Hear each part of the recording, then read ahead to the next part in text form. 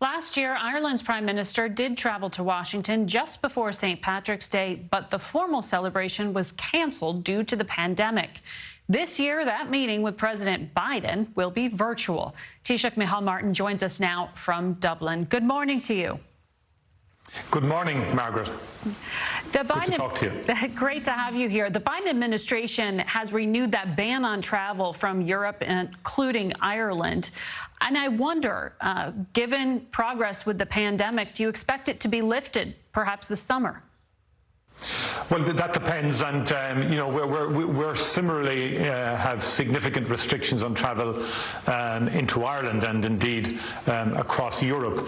As the vaccination programme rolls out, I believe opportunities will arise, but it's just far too early to say yet, and particularly in the context of the summer.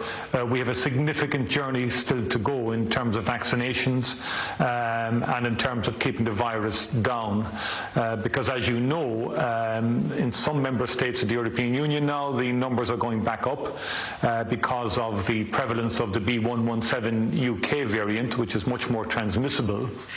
You just gestured to the fact that the EU is significantly behind in vaccinating its own citizens, and that includes your constituents. When you meet with President Biden this week, will you ask him for vaccine supply from the U.S. stockpile, since that's a big issue? Well, I think I'm not aware of too many countries that are giving their vaccines away. I think more critically, we will obviously discuss COVID and we'll discuss vaccination. The critical point, I think, for all of us to bear in mind is the fact that this is a joint enterprise in terms of vaccine development and vaccine production. These companies, J&J, Moderna, Pfizer-BioNTech, AstraZeneca, they're all partnerships between US and European companies, and involve companies that have global, integrated global supply chains. So different component parts of vaccines are developed in different parts of the world. Well, the New York Times reported that the Biden administration had denied a request from the European Union to loan out AstraZeneca and Johnson & Johnson vaccine doses to the EU. Will you ask President Biden to reconsider that? Well, I think that whole issue around AstraZeneca, there's been significant difficulties between AstraZeneca and Europe in terms of AstraZeneca fulfilling its contractual commitments to Europe, and they haven't been in a position to do that and have fallen very far short of what they committed to Europe. But as I say, you know, I'm not preempting any discussions I will have in detail with the President, but obviously the broader COVID vaccination issue will of course be discussed. Tensions have been spiking in Northern Ireland, as you know. The British government has not been honouring all the terms of its divorce from the European Union. Now you also have Northern Irish paramilitary groups saying they're temporarily withdrawing support for the Good Friday peace agreement due to other complications. Are you going to ask President Biden to intervene or appoint an envoy? Well, first of all, I will be thanking President Biden for his steadfast support of the Good Friday Agreement and of peace in Ireland. And I'll also be thanking the Friends of Ireland and the Vice President and Speaker Nancy Pelosi for the consistency of their support for peace in Ireland.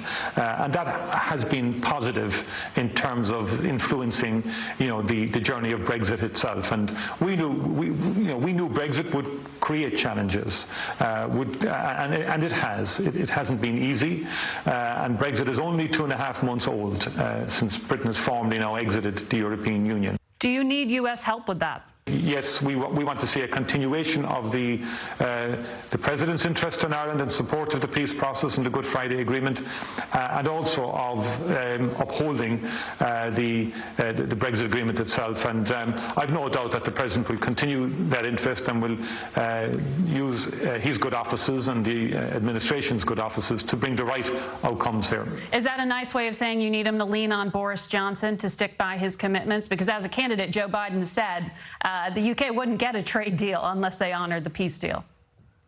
Yeah, and in fairness, as I've said, the support of President Biden in recent times and throughout the years has been influential, and it's been effective.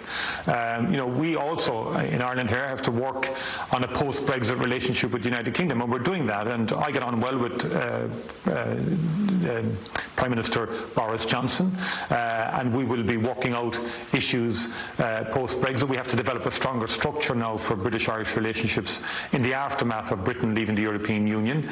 But part of that whole relationship is the US engagement and connection, because having been involved at the time of the signing of the Good Friday Agreement, I'm under no illusions about the significance of the American involvement and engagement with all sides and all traditions and all perspectives on the island of Ireland and with the United Kingdom.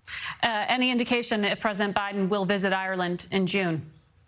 Not yet, but when I spoke to him in November, I invited him to Ireland, and he just said to me, try and keep me out. So that means it's a live possibility. At any stage, it's a live possibility that President Biden could arrive on our shores. And I can tell you he will be most welcome, because we really appreciate the warmth that he has for Ireland. All right. Taoiseach, thank you very much for your time. Happy St. Patrick's Day. Happy St. Patrick's Day, Margaret. Thank you. We'll be right back.